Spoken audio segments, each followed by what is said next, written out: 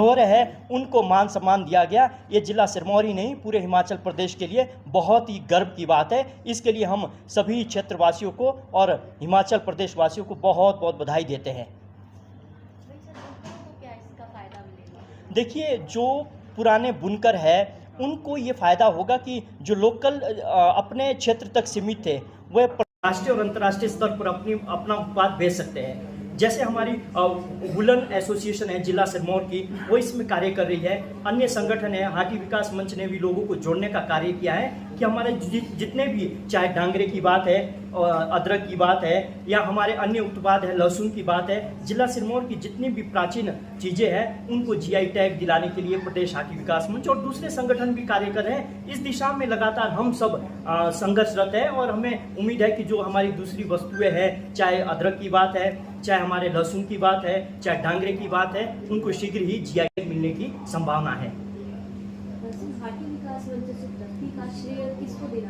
देखिए, प्रदेश हाटी विकास मंच ये जनमानस उन तमाम कारीगरों को, उन तमाम लोगों को देना चाहता है जिन्होंने पीढ़ी दर पीढ़ी इस मुकाम को आगे बढ़ाया, जिन्होंने इसको संरक्षित किया, प्रिजर्व किया, और साथ ही केंद्र और राज्य सरकार का भी इसमें विशेष सहयोग रहा है कि जिनकी बदौलत आज जीआई जो लोहिया है उसको राष्ट्रीय और अंतर्राष्ट्रीय स्तर पर पहचान मिलने की संभावना है। इसमें मैं कुछ ऐड करना चाहता हूं कि राज्य सरकार से विशेष आग्रह है कि जो हमारे बुनकर भाई हैं इस कार्य में लगे हुए हैं उनके लिए विशेष प्रशिक्षण की व्यवस्था की जाए, उनके लिए रोजगार के साधन उपलब्ध करवाए जाए, उनके लिए जो स्पेशल स्कीमें हैं उनकी व्यवस्था की जाए, उनके लिए ऋणों जो आय का साधन है वो उपलब्ध करवाया जाए, ताकि ये जो हमारा लोहिया है और राष्ट्रीय और अंतर्राष्ट्रीय स्तर पर काफ़ी इसकी डिमांड बढ़े और जो हमारे कारीगर है उनका भी उत्थान हो सके। वही सर, जैसा आपने बताया कि जीआई टैग मिलने के बाद आपका सिरमौरी उत्पाद राष्ट्रीय तथा अंतर्राष्ट्रीय स्तर तक पहुँच जाएगा, वहाँ तक इसको पहुँचाने की कोई योजना है? देखिए, इसकी योजना तो ऑटोमेटिकली हो गई है। जो जीआई टैग मिलना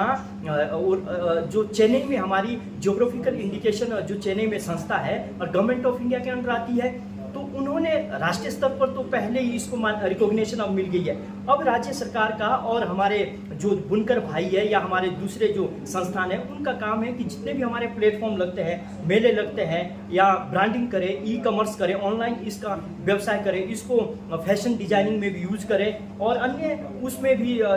डेली यूज के उसमें भी कार्यक्रम उसमें रूटीन में भी यूज करें ताकि इसकी और ब्रांडिंग हो सके। सर, आपको क्या लगता है गिरिपार क्षेत्र के युवाओं को इस पारंपरिक हस्तकला से जोड़ने के लिए क्या कदम